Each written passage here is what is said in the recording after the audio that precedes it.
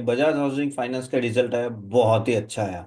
Okay, overall growth, NI growth लिख लो, सब हर एक एंगल में अगर आप ग्रोथ देखोगे तो काफी अच्छा है। And the reason is simple कि जिस तरह से कंपनी, देखो एट द एंड ये सब्सिडरी है बजाज फाइनेंस की, तो ओवरऑल उस तरह से कोई प्रॉब्लम नहीं। लेकिन एक ही चीज जो आपको समझनी है कि ये स्टॉक ऑलरेडी काफी हाई वैल्यूएशन में बैठा हुआ है। अगर बजाज हाउसिंग फाइनेंस की हम लोग बात करें ना, तो almost 5.5 price to book value में बैठा है, तो इसको सही में बहुत ज्यादा परफॉर्म करना ही पड़ेगा।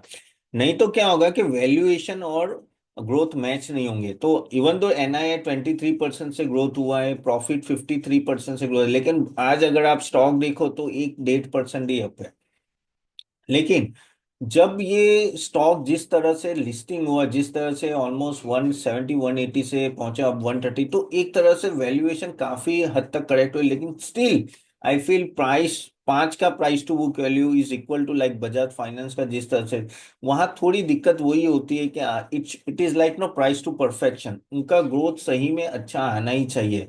तो एयूएम ग्रोथ ऑफ कोर्स सही रहा है, इवन एसेट क्वालिटी भी बहुत ही अच्छी रही है, cost to income ratio almost 21.7, तो वो भी अच्छा है।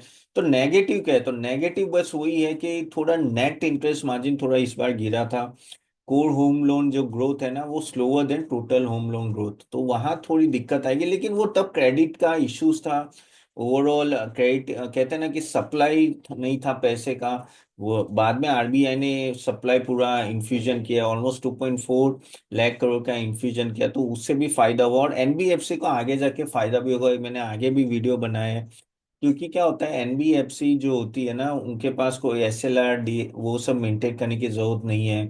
ठीक है, प्लस जैसे इंटरेस्ट रेट कट होता है ना, उनको डायरेक्ट फायदा, क्योंकि वो लोन लेती है किसी और बैंक, यानी वो Bajaj finance, Bajaj housing finance किसी बैंक से लेंगे, यानी एचडीएफसी बैंक, आईसीआईसीआई बैंक, और फिर आगे लोन देती है, तो वहां भी इनको फायदा होगा।